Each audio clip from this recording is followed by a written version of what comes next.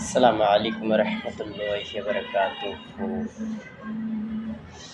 আলহামদুলিল্লাহ, আল্লাহ সবাইকে মাফ করে দেখ, জান্নাত দিয়ে দেখ, হেদায়েত দিয়ে দেখ, ভালো মানুষ করে দেখ। শুকরিয়া, আলহামদুলিল্লাহ। এই জন্য অনেক লোকে প্রশ্ন করে যে হুজুর, আপনার সাথে হিন্দু লোকের সাথে ভালো সম্পর্ক, সুসম্পর্ক, বা আপনার সাথে ভালো একটা তাদের সাথে দেখা যায় যে মিল, ব্যাপার কি? আসলে দেখা যায় যে সবাই আদমের সন্তান, আমরা ভাই ভাই। কি কোন? আদম আলাইহিস সালামের যখন বানাইছে তখন কি সব আমাগো নস কল সব একলগে বানাইছে। এই জন্য আমরা কি যেন আদমের সন্তান, সবাই ভাই ভাই। এই জন্য প্রত্যেকটা শিশু মুসলমান হইয়া পৃথিবীতে জন্ম নেয়। এই জন্য কি এক একজন এক এক পরিবেশে থাইকে এক এক রকমের হয়ে যায়।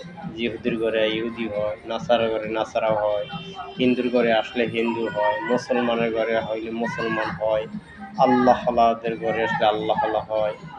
এরকমের কি ইমানদারের ঘরে আসলে ইমানদার হয়, পরিবেশটা পায়। এই জন্য কি পরিবেশটা মানুষের কি বদলায়। এখন ওই হিন্দু বেড়াও আমার কাছে কি সত্য কথা পাইবে, দাওয়াতটা পাইবে। এই জন্য ওনাকে দাওয়াত দিতে হবে যে সৃষ্টির থেকে হয় না, স্রষ্টার থেকে হয়। জীবের তারে কষ্ট দিয়া পরমাত্মা হাসিল করতে হবে। আমরা সবাই স্বর্গে যাইতে চাই, নরকে কেউ যাইতে চাই না। স্বর্গে গেলে 1450 বছর আগে মহামানব একটা কাম করছেন। কি কাম?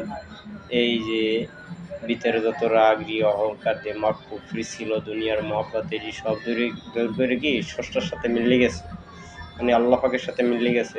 আমাদের কি এই কামটা করা, আল্লাহ পাকের সাথে মিলে যাওয়ার চেষ্টা করা। এজন্য কি সেও কি আমার জিম্মায়, যত বনি আদম গেছে আছে আইবে সব কি আমার জিম্মায়। এই রেসালার দায়িত্ব কর্তব্য জিম্মাদারি হিসাবে কি আমাকেই দেওয়া হয়েছে। এখন সবাইকে জিম্মাদারি দেওয়া আছে, কেউ জিম্মাদারি আদায় করে, কেউ করে না। এন্য কি আমার জিম্মাদারি আদায় করা কি দরকার।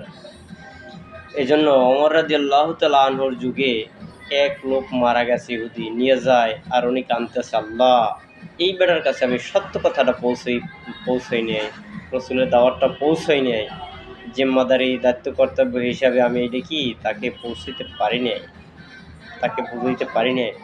তাহলে কি এই জন্য কাঁদছে। কারণ কি এই জন্য আমরা যেখানে কিন্তু কালেমা চলবে। আমরা গাড়িতে চলবো কলেমার কথা, ব্যবসায় যাবো কলেমার কথা, কাজ বাজে যাবো কলেমার কথা, রাস্তায় যাব কালেমার কথাই আলোচনা 24 ঘন্টা।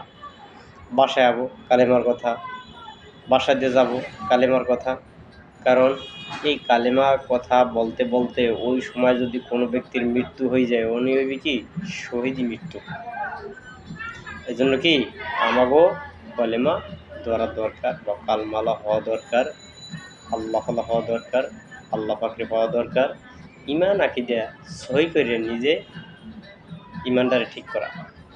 এই জন্য হিন্দু ভাইদের কাছে আমি বলতে চাই যে হিন্দু ভাইদের কাছে বলতে চাই এই কাজটা চালু হয়েছে ভোলা চরবেশন কুলসুমবাগে।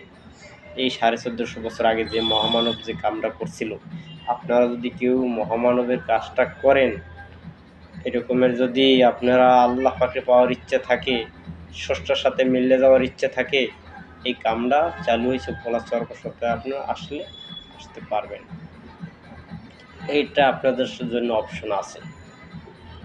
ঠিক আছে, তাহলে ভালো থাকেন, পরে আবার কথা হবে ইনশাআল্লাহ। ফি আমানিল্লাহ।